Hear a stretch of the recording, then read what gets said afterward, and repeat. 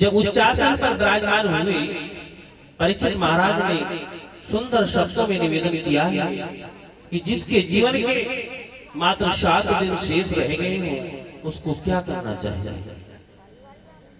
क्योंकि ये जो कथा है ये मुख्य रूप से उनकी है जिनके जीवन का कुछ समय ही शेष रह जाता है।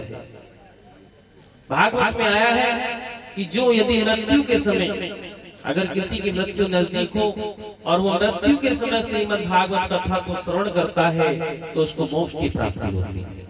उसने जीवन में कितने भी पाप किए हो और वो अंत समय में यदि श्रीमद् भागवत कथा को सुन लेता है तो उसकी मुक्ति हो जाती है। यहाँ तक प्रमाण मिलते हैं कि कुछ लोग कई कई साल से खाट पे बेड पे पड़े पड़े मृत्यु का इंतजार करते रहते हैं, लेकिन मृत्यु नजदीक नहीं आती है।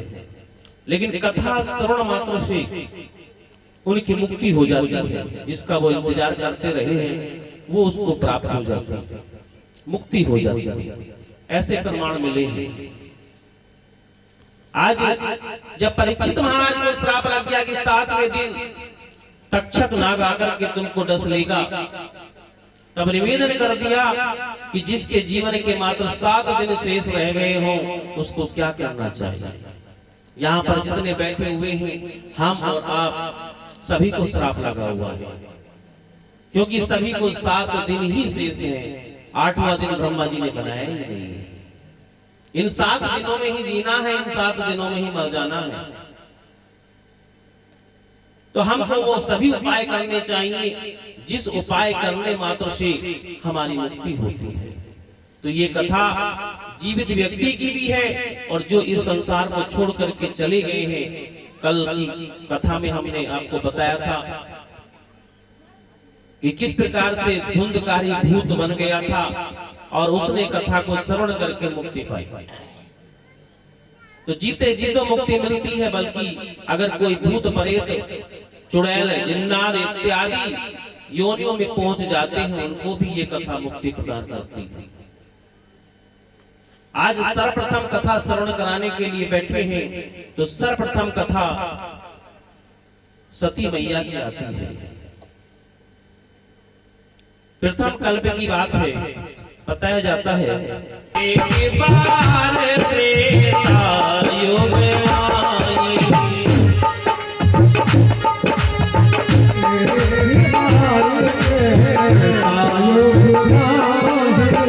शंभु गए को बजर सिपाही, शंभु गए को बजर सिपाही। एक बार त्रेता युग आई, शंभु गए को बजर सिपाही। एक बार त्रेता युग आई, शंभु गए को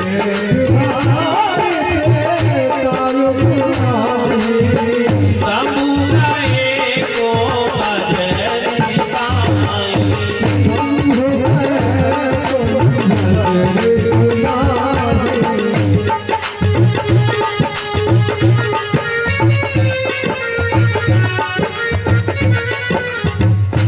एक बार की बात है, त्रेता युग का समय था। भगवान भोलेनाथ कुंभज ऋषि के आश्रम में पहुंचे। और कुंभज ऋषि कौन है? अगस्त मुनि, जिनका जन्म कुंभ से हुआ था, इसलिए उनको कुंभज कहा जाता है। और क्या करने के लिए गए और कौन उनके साथ में गए? भगवान भोलेनाथ अकेले नहीं गए, क्योंकि नियम है, कथा का एक नियम आता है, जिसका जोड़ा हो जाता है उसको जोड़े से कथा श्रवण करने के लिए जाना चाहिए। आज कुंभज ऋषि के आश्रम में कथा श्रवण करने के लिए भोले बाबा अकेले नहीं गए हैं, बल्कि अपनी पत्नी मैया सती को लेकर के गए हैं। संग सती जग जननी भवानी,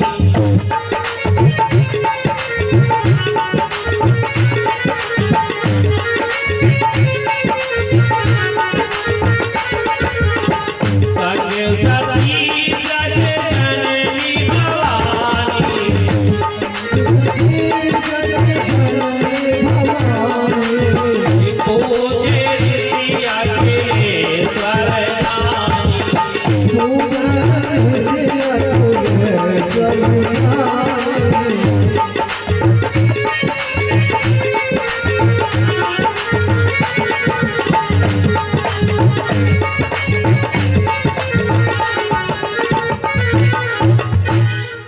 में मैया सती जो जगत की जननी है,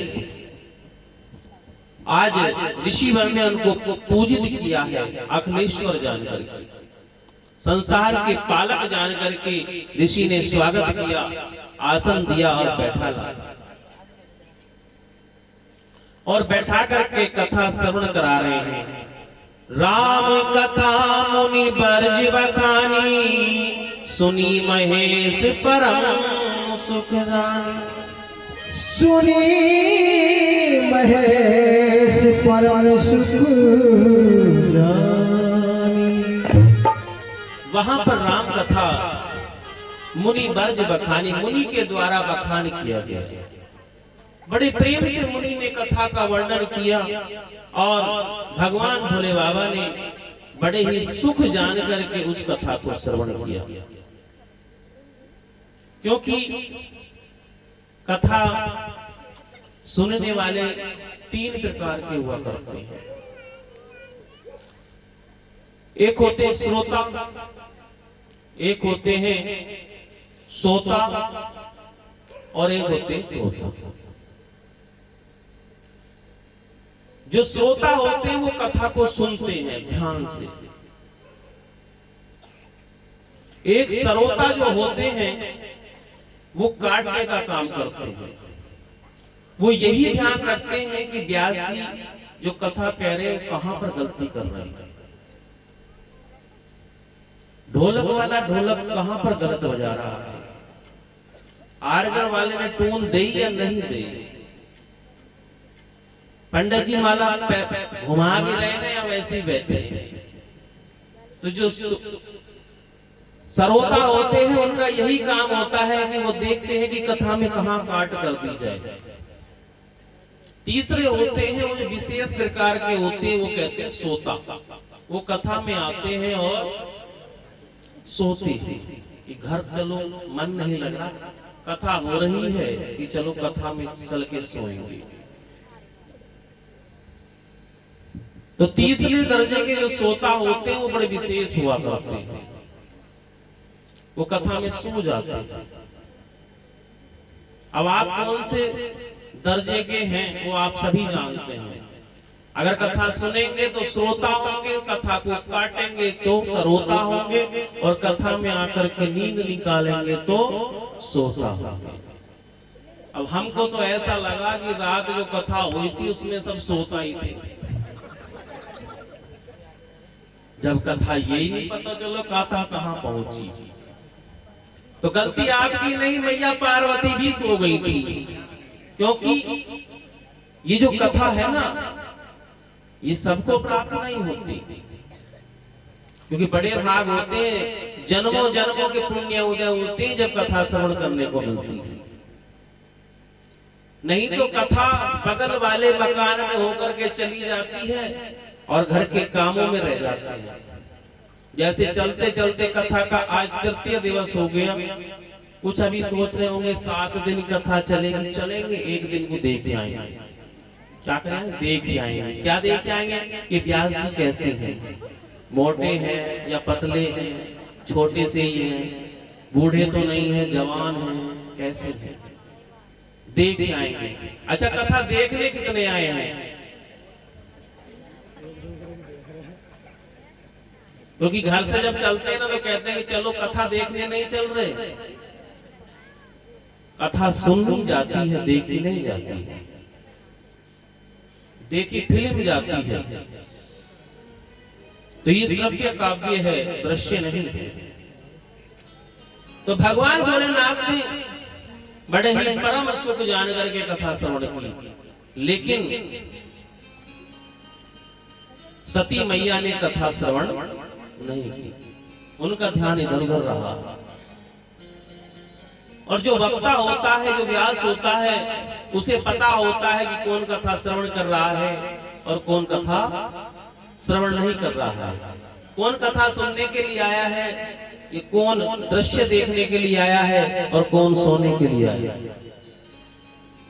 यही कारण है। पता कैसे चलता है? क्योंकि हम सबसे ऊपर बैठते हैं ना, तो यहाँ से सब पे नजर रखते हैं कौन कौन आए हैं ठाकुर जी के दरबार में हाजिरी लगाने।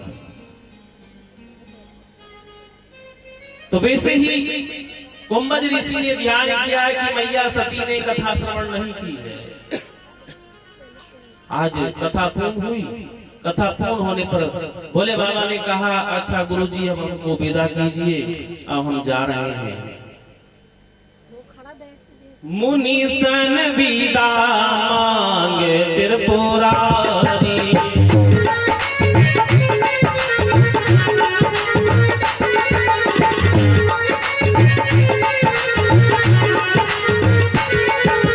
मुनि सन विदा मांगे त्रिपुरारी, मुनि संगीता पुरारी, चले पवन संग पश्च कुमारी, चले पवन संग पश्च कुमारी।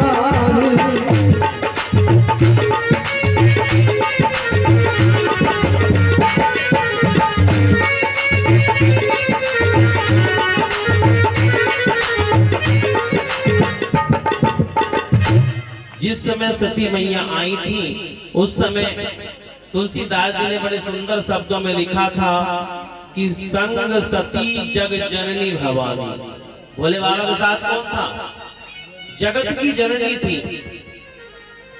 और जब विदा कर रहे हैं तो चले भवन संग दक्ष कुमारी, तो केवल क्या रह गई? दक्ष की पुत्री रह गई। और जब आई थी तब क्या थी? जग जननी भवानी थी। अब इतना बड़ा अंतर कैसे आया? इतना बड़ा अंतर इसलिए आया, जब आई थी तो ये नहीं पता था कि कथा सुनेगी, लेकिन कथा सुनने के लिए आई थी।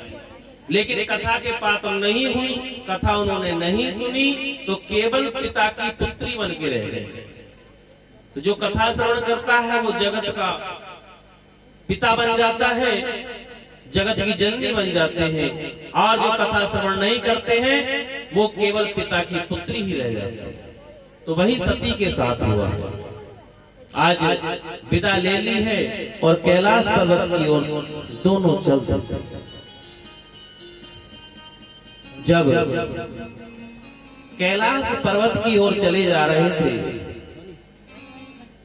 तो उधर उसी वन में भगवान राम लक्ष्मण दोनों रोते हुए घूम रहे थे। वो समय कौन सा था? गंगा से पार हो चुके थे, श्री दशरथ मरण हो चुका था, सुग्रीव मित्रता हुई न थी, पर सीता हरण हो चुका था।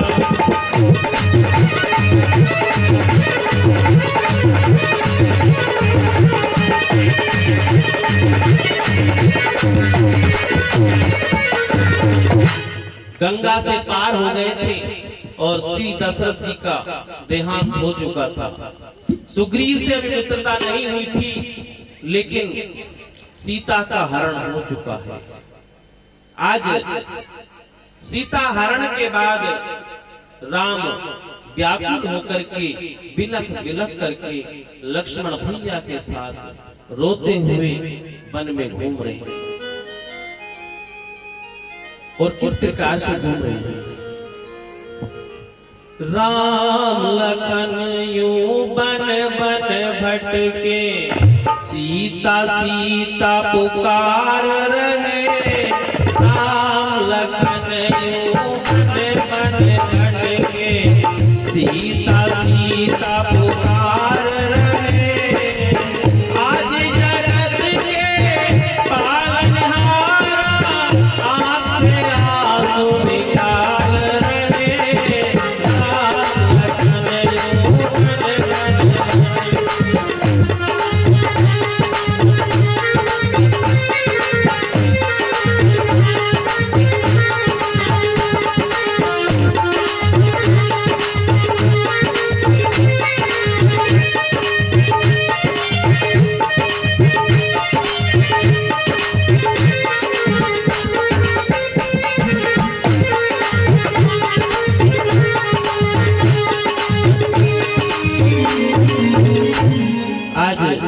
राम और लक्ष्मण दोनों सीता के लिए रोते फिर रहे हैं। भगवान राम व्याकुल होकर के विरह अग्नि में व्याकुल हैं और कह रहे हैं कि हे सीते, तुम कहाँ चली गई हो अपने राम को अकेला छोड़ करके? तुम्हारे बिना मैं कैसे जीऊंगा, कैसे धीर धरूंगा, क्या जवाब दूंगा? वापिस अयोध्या जाना पड़ेगा तो कि मैं जाकर के मैया से क्या जवाब दूंगा? मैंने तुमसे पहले ही कहा था कि तुम यहीं पर रह करके मैया की सेवा करो, लेकिन तुम नहीं मानी। मैंने कहा था कि वन में जाओगी तो बहुत दुख झेलना पड़ेगा, और आज वही दुख आपको झेलना पड़ रहा है। पता नहीं आप कहाँ हो। हे वृक्षों, हे बेटियों, हे लताओं, हे सभी प्रकार के जीवों, मुझे बताओ कि मेरी सीता कहाँ है? आज रो रहे हैं, आंखों से आंसू निकल रहे हैं। हे खगुप्रगे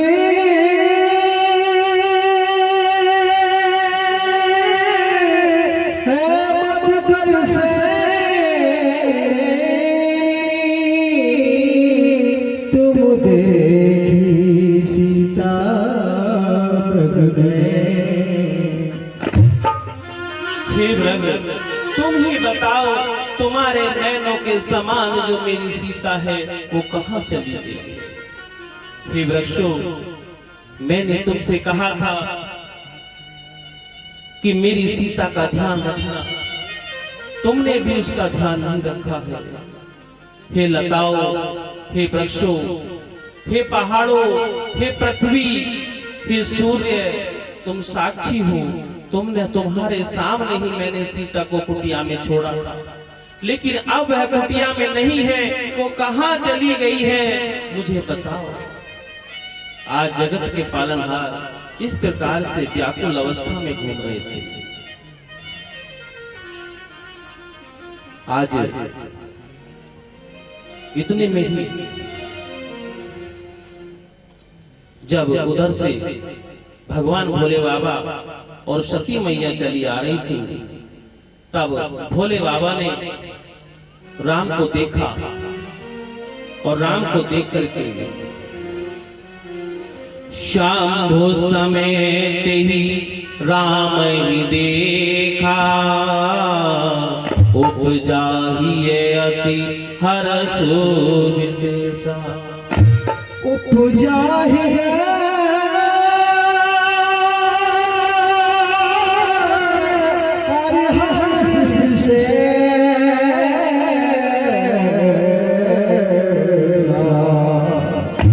आज जैसे ही राम को देखा है, आज मन में प्रसन्नता उत्पन्न हुई कि आज मेरे स्वामी के दर्शन मुझे हुए हैं। और जय सच्चिदानंद जग पावन, अस कहीं चले मनोज नसा। आज जय सच्चिदानंद करके भगवान भोलेनाथ आगे बढ़ जाते हैं। मन ही मन प्रणाम किया है। उधर जब भोले बाबा ने राम को प्रणाम किया और प्रणाम करके आगे बढ़े हैं, तो सती मैया का दिमाग घूम गया। सती सो दशा शंभु के देखी, और उपजा संदेह विशेष। संदेह उत्पन्न हो गया। जैसे ही शंभु की दशा देखी, प्रणाम किया, तो शंभु की दशा, भोले बाबा की दशा को देखा तो हृदय में एकदम से संदेह उत्पन्न हुआ। और क्या संदेह उत्पन्न हुआ है? शंकर जगत बंद जगदीशा, सुर नर मुनि सब नाद सीसा। सुर नर मुनि सब